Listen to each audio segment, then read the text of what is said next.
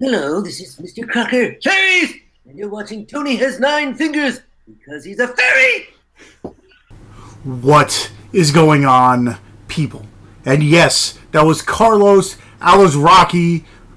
He voiced a whole bunch of different characters on Nickelodeon. And if you couldn't tell by the title, that's what I'm here for. Hopefully you enjoyed that whole throwback intro. I did it last year, the end of last year, and I was going to do a whole bunch of stuff, and it kind of fell to the wayside because I did the whole Halloween thing and the 20 or 12 days of Christmas and all that stuff, and it kind of fell to the wayside. But I want to start bringing that back, and the first episode was my top 5 Nickelodeon cartoons, whether they held up now.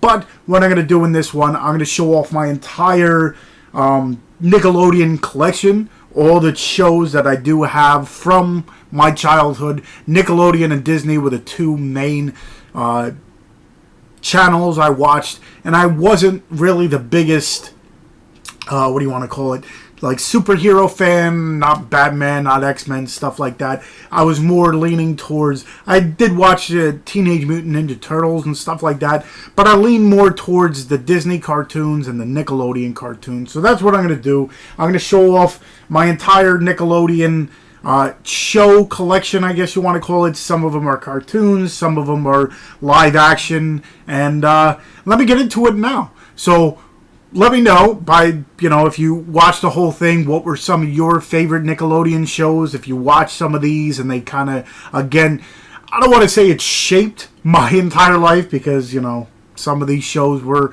more kiddish and ridiculous and stuff. But this is the stuff that I grew up on, the stuff that I watched and I enjoyed. So let me get into it. So again, check out Carlos Alazraqui. We had him on the Dorkening, and that's where that intro came from. It was really cool. Crocker from Fairly Odd Parents. That's one show that kind of I caught towards the end of. I don't really watch Nickelodeon much anymore, and that's one of the last shows that I kind of, that and Jimmy Neutron and stuff like that were the last shows on Nickelodeon I really, sat down and watched a lot.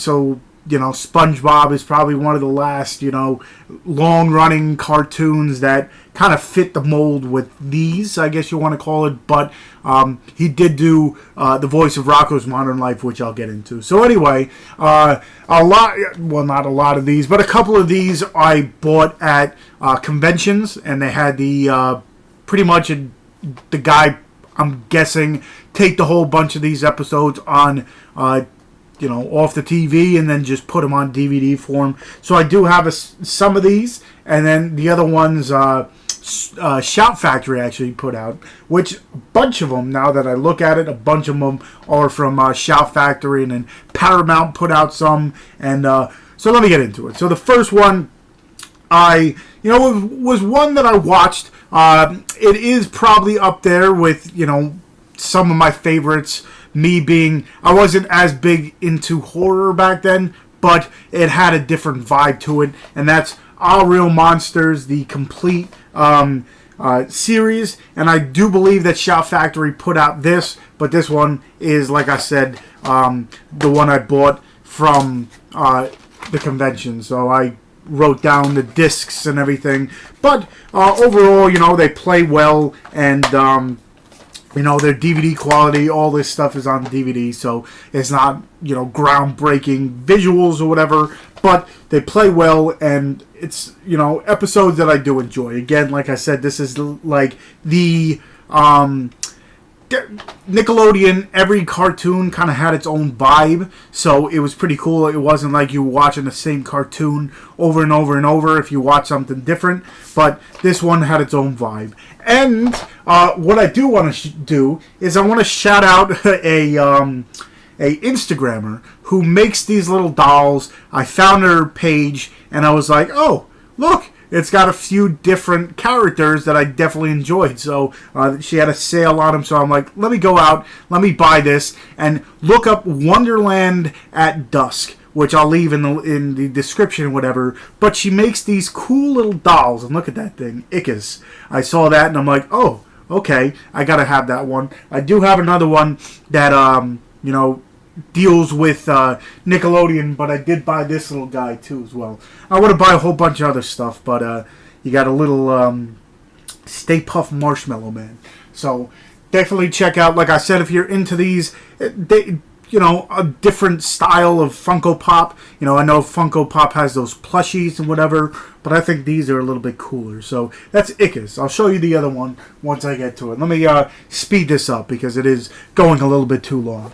But this is the live action show. This is another one I bought at a convention, and I'm like, I must have this because it was one of my favorite shows growing up. It was like a kid's version of Tales from the Crypt, and that is Are You Afraid of the Dark? This is before, Goosebumps came out with their live action or TV show, I guess you want to call it. I don't know if they interlocked or overlapped at any given time, but, towards the end it got a little bit cheesy, I guess you wanted. The last couple seasons I didn't like as much, but the first couple seasons, they had so many different episodes. What is it? The Cold Ghost or whatever was one I remember, and the one where I don't remember all the names, but I remember the one where the girl got trapped in the house and she's a ghost there, and then the one where they took the nose from the clown at the amusement park and he comes after them. So this was like a watered down version of Tales from the Crypt for kids, and then, like I said, Goosebumps came out and stuff. But Are You Afraid of the Dark? If you have any favorite episodes, let me know in the comments, and maybe your top 5 episodes or whatever. This isn't cartoon. This actually, like I said, this came out with Harmony, and this was one of the ones that kicked off the whole Nickelodeon stuff. This was before some of the other ones that I have here, but that's David the Gnome. I forget how many seasons it was, but this is pretty much a gnome who is a doctor that would go and help all the different animals and stuff. At the end, it is one of the cartoons that kind of pretty much it implied that David died. Little spoiler if you've never seen the series or whatever, but at the end I was like, oh, well, that's something different. But David the Gnome, this was one that I enjoyed a whole bunch. This one, like I said, Shop Factory put out a bunch of these, and this is one of them. A cartoon version of Beetlejuice. And this has goes up to season 4, it looks like. And it looks like, the first couple seasons, they fit on one disc, and then season 4, I don't know if that's the longest season, I have to go back, but it's got 94 episodes, and this was definitely one that I watched a whole bunch. Once I saw it on Shout Factory, I'm like, okay, I definitely got to go and get it. This is another one that Shout Factory put out, and it's the Hey Arnold complete series. This was one of the ones that, I grew up watching. This was one of my favorites. Rocko's Modern Life, which I'll get into. A few other ones, I'll get into them, but this is definitely one that I watched a whole bunch. This is more when I was in like middle school and stuff, so I was more aware of what was going on. Not that, you had to be aware of watching these, but this is all 99 episodes. I did not know there was that many, because I know a lot of these, they didn't have as many seasons as I thought, because I remember watching these for years and then come to find out that it was only a few seasons that they just rerun them. But 99 episodes of Hey Arnold. This is another one I bought at the convention, and I'm kind of pissed because the episodes aren't really taped properly, but that's Hey Dude. This is one, I believe, that didn't have as many, how many it doesn't even say how many episodes are on this thing, but this is one that didn't run as long as I thought and didn't have as many episodes as I thought. Again, I haven't really returned to watch this one because the quality of these episodes aren't the greatest, but this was like I don't want to say a ripoff or whatever, but I enjoyed, what do you want to call it, Salute Your Shorts a little bit better. I do have those, but they didn't. I bought it off, I think, eBay or something years and years and years ago, and it only came on 2 discs. It didn't come in like a with a case or anything. But I do have Salute Your Shorts, which is probably one of my favorite shows, if not my favorite show on Nickelodeon.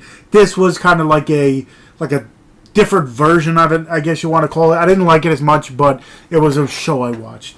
This is one of my favorites of all time. I bought this at a convention. I remember seeing it one time and I passed on it and I never saw it again until one of the last conventions I went to, and I'm like, I gotta get it. And that's the Muppet Babies.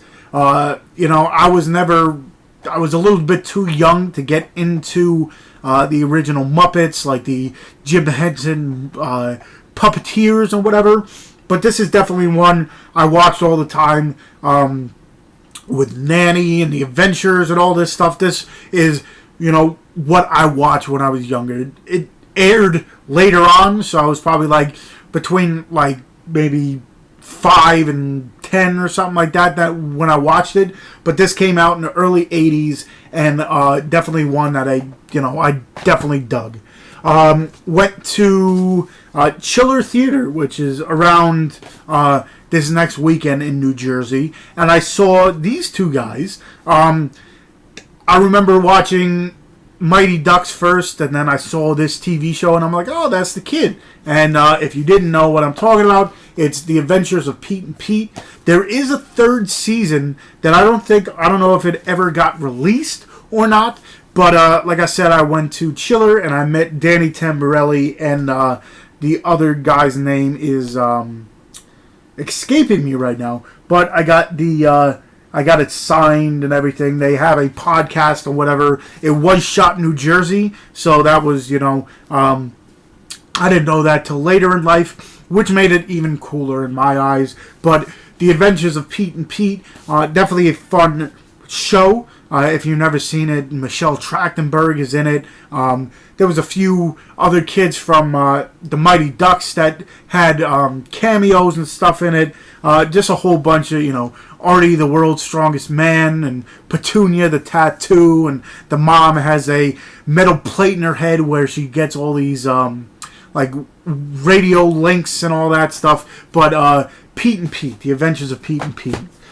This next one is, looking back at it, some of these shows, like All Real Monsters and this one, I look back at them and I'm like, I don't know if the creators were on something or whatever. They're more adult fit, not All Real Monsters as much, but this show definitely was more adult themed than I remember as a kid. I remember watching it as a kid, not knowing what I was watching, but now watching it more as an adult, I watch it and I'm like, there's some adult themes in this that they kind of threw in there, which is pretty fun and exciting. And the show I'm talking about is the Ren and Stimpy show. There is another box set out there, which I eventually have to get. But this show I remember watching, liking as a kid, and as I got older, I was watching it more and more, and I'm just like, they got away with a lot of stuff in this. And the next show, the next cartoon I'm going to show you is another one that kind of got away with some adult themes that they kind of threw in there that I'm sure if you were an adult watching it, I think that's why it's spread to so many different, age groups, because I watch it now because I'm a kid at heart, but I know, people who were older than me at that point in time who would watch this show and the next show that I'm going to talk about. But Ren and Stimpy, this, like I said, Carlos Alazraqui did a voice, and he voiced, the main person in this. Tom Kenny, who does SpongeBob, also had a voice in this. A whole bunch of people, and it's really cool. We sat down with Carlos and talked about voice actors and all this stuff, and it's just a fun and interesting thing. And the show I'm talking about is Rocko's Modern Life. I was sick a few weeks ago, and I watched this entire series. It took me about 4 days, but Rocko's Modern Life is another one that had more adult themes than I remember.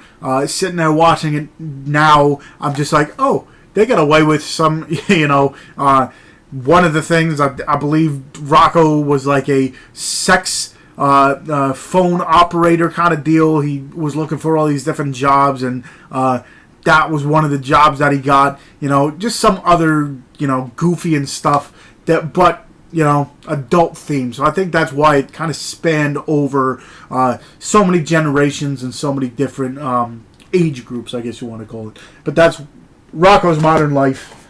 This is another one. This was one of the later cartoons in the whole, my watching era, I guess you want to call it. But that's the Wild Thornberrys. This is where the girl Eliza has a gift of talking to animals, and her family is one of those, almost like the Irwins, like Steve Irwin and stuff. They have a nature show, and they go to different places and kind of tape all the endangered animals and all this stuff. And every place she goes, she kind of gets into different trouble and all that stuff. And it's all 91 Wild Adventures. Didn't know there was that many as I just read it, but that's the Wild Thornberrys.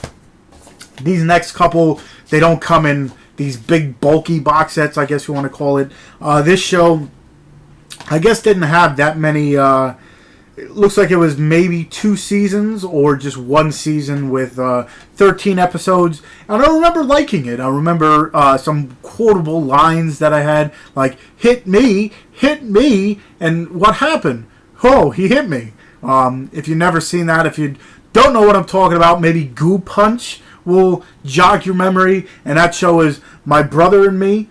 This is about Alfie and Dee Dee. That was it. And they were 2 brothers, and they're growing up. They have an older sister that, kind of annoys them. They have a best friend named Goo. That's his nickname. So I thought there was more than this. There possibly could be another season. But now that I look at it, maybe not, because this is another one that kind of spanned over, a while. But My Brother and Me, that's another one I watched when I was young.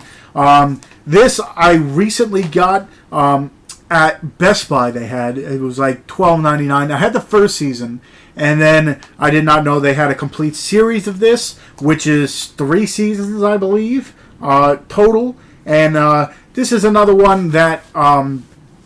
Clarissa Explains It All. That's another one I gotta get that I watched. Again, it's live action, so it's a little bit different.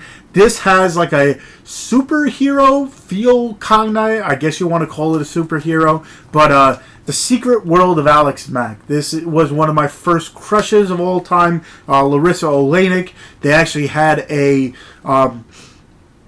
reunion that they went. They had like a Q&A together or whatever. Little spoiler, I'm trying to kind of get a new podcast going for the Dorkening, and this might have something to do with it. Little spoiler. But The Secret World of Alex Mack, this is one that, wasn't one on my top of the list, but definitely one I watched all the time. I didn't see every episode because, like I said, when you saw reruns, sometimes I'd see the same episode 500 times.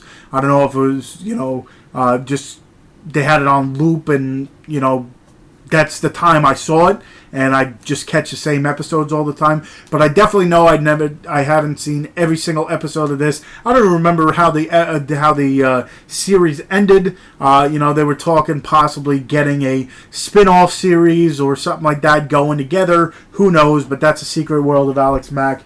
And to finish this off, it's one of my favorite. I want to get the Rugrats. I always have it in my queue to buy, and then I kind of delete my queue and all that stuff. But this was probably easily in my top 5, probably one of my favorites of all time. if not my favorite around, the Muppet Babies and whatever. But this was one of my favorites, and that's Doug, the complete series. This was before the, I don't want to call it god-awful, but definitely wasn't my cup of tea when Disney took over and they made their one Saturday morning kind of episodes kind of deal where, I don't know if they were in high school, I don't remember exactly, but definitely wasn't the same. I didn't really like it as much, but this was the Nickelodeon collection, or the complete series, I guess you want to call it. This was before that. 52 episodes. And, it's definitely one that, I don't know if I liked it because it was, he was in middle school and some of the stuff that he got himself into was relatable, I guess you want to call it. I know, how could you relate to a cartoon? But some of the stuff, he had a crush and school pictures and all this stuff. They had some episodes that kind of coincided with real life, I guess you want to call it. So maybe that's why I kind of, I don't want to say, like I said, I didn't relate to it, but I kind of dug this a little bit more than some of the other cartoons. But not, I just showed you a whole bunch of stuff that, I watched, I enjoyed, and I bought because I enjoyed it. So, this was, Nickelodeon was definitely my childhood growing up. Disney, a little bit more than Nickelodeon, but Nickelodeon definitely was another one that, shaped my childhood. I do have an entire Disney collection, which, if you're interested, I guess I'll link on the bottom of this video, because I show off all my movies as well as all the cartoons that I do have up there. Tailspin, and I was about to say Tales from the Crypt for some reason, but Tailspin and Darkwing Duck and DuckTales and Gummy Bears and stuff like that, dinosaurs. So check out, like I said, my whole Disney collection. For that video, I guess you want to call it. Most of it is Blu-rays, but I do, like I said, have the cartoons. So hopefully you like this. Like I said, I want to do more of these throwback reviews of movies and TV shows from my childhood that kind of shaped the person I am, as well as just overall reviews, as well as what I want to do with the series is do, like I said in the intro, kind of take the new remakes of movies and the old versions of them and kind of compare and contrast which one I like better. Did they do a good job with the remake? So I got a whole bunch of different stuff for this series that I do eventually want to get into.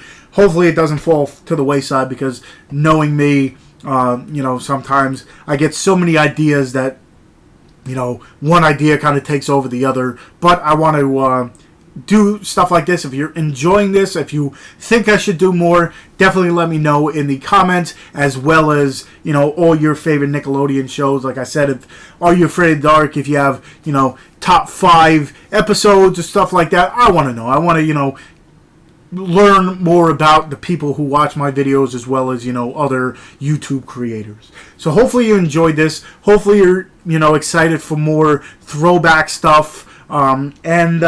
Yeah, hopefully you enjoyed it. So again, if you haven't already, hit that subscribe button. Let people know I'm out here by sharing it. Hit the like button if you enjoyed this video, and definitely check the show notes for everything I talked about. I forgot to show off my other little person, like I said, Ren and Stimpy, and this is the other little doll that, well, I guess you want to call it, I don't even know what to call it, a plushie or something like that. But this is, again, I'll leave the link to Wonderland at Dusk. It's an Instagram. They do have a website where they make a whole bunch of these things, but I found them on Instagram, so I'll leave the link to that as well for those of you who use Instagram. Speaking of that, I'll leave all the other sites that I do have. I have a Facebook fan page, I got a Twitter, I got a Horror Mino, I got an Instagram. Like I said, I show off my movies here. I'm part of the Dorkening, so check us out. We do shows all over, the board. We do a Wicked Horror Show where we talk to indie horror actors, actresses, and stuff, and we sit down and we talk to them for about an hour. We have an Ultimate Video Game Show where we talk video games and video game news and stuff like that. And then we have the Dorkening show, where we talk everything dork for between comic books and movies and video games and anything dork that's in the news, as well as smaller spin-off shows where they go about a half an hour and we talk to different people. Again, check us out, The Dorkening. You'll find us on Facebook and everywhere. We have a website, The Dorkening, and then we also have a Facebook page for The Wicked Horror Show. So check out all the show notes for everything that I talked about. Again, hopefully you enjoyed this stuff. Subscribe if you haven't. Hit that like button and share. Let people know I'm out here. And until next time, I'll see you guys.